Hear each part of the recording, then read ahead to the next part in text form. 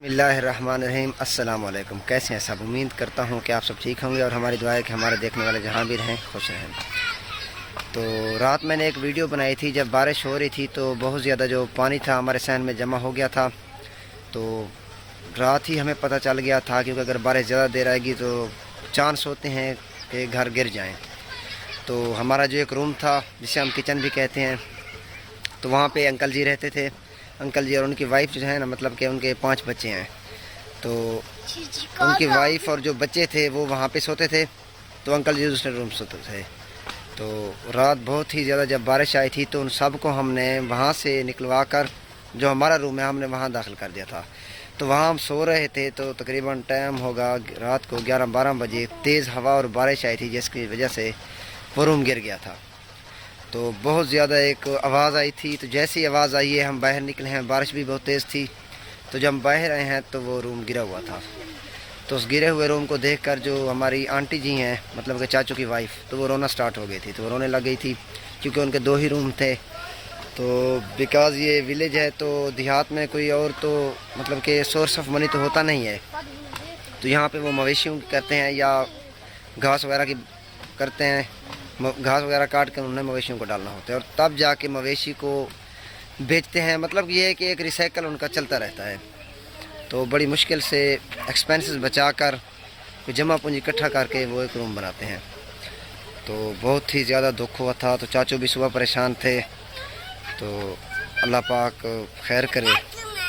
तो ये बस ये है कि खुशी की बात ये है कि जानी नुकसान नहीं हुआ, क्योंकि कुछ देर पहले वहीं पे बच्चे वहीं पे ही थे जब हवा चल रही थी और बारिश आ रही थी।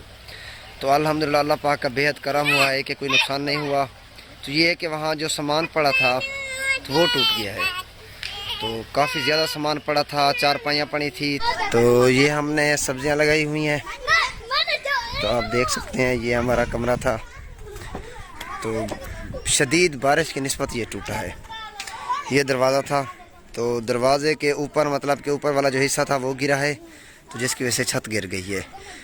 तो ये देख लें, चारपाई भी टूट गई है। तो अल्लाह पाक ने करम किया है, कोई जानी नुकसान नहीं हुआ। तो पंखा भी था, चारपाई भी थी, बाकी भी सामान इसके अंदर नीचे दब गया है। तो वो इंशाल्लाह सोच रहे हैं कि कल वो उठाएंगे। तो अल्लाह पाक करम करेगा, इंशाल्लाह दोबारा रूम बनाएंगे। फिर दोबारा कैसे बनाएंगे, इसी मलबे को हम हटा लेंगे।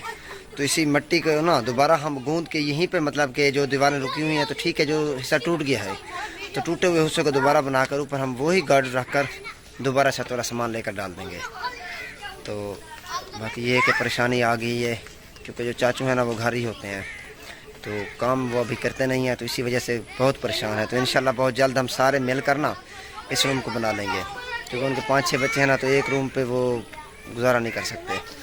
और ये हमारे विलेज के जो छोटे बच्चे हैं वो खेल रहे हैं, जिसे गोलियां कहते हैं, गोलियां खेल रहे हैं। तो ये चाचू जी हैं जिनका मकान गिरा है, तो ये भी गिरने वाला था, कुछ बच गया है। तो ये मवेशियों के लिए बनाया हुआ है, यहाँ पे जो मवेशियों का भूसा है वो डालते हैं। तो अब इसकी वो सेटिंग कर रहे हैं। अल्लाह पाक ने करम किया कि ये नहीं गिरा। ये भी वैसे गिरने वाला था, आप देख लें ये बहुत ही ज़्यादा ख़राब हो चुका है अंदर से भी। अगर बारिश कुछ देर और आती तो ये भी गिर जाता। तो ये मवेशी हैं। तो विलेज लाइफ यही होती है कि मवेशियों के करते हैं और इन्हीं से कुछ बचा कर एक्सपेंसेस वगैरह क्लोज़ करके कुछ सेटिंग अपनी करते हैं।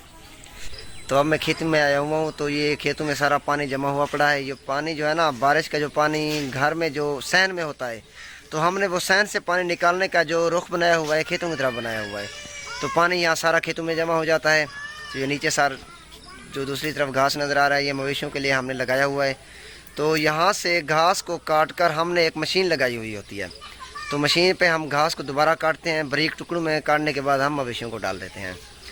तो ये विलेज लाइफ है। तो इसी बात के साथ हम आज के व्लॉग का इख्तिताम करते हैं। दुआओं में याद रखिएगा, और अगर वीडियो अच्छी लगे तो सब्सक्राइब ज़रूर कीजिएगा।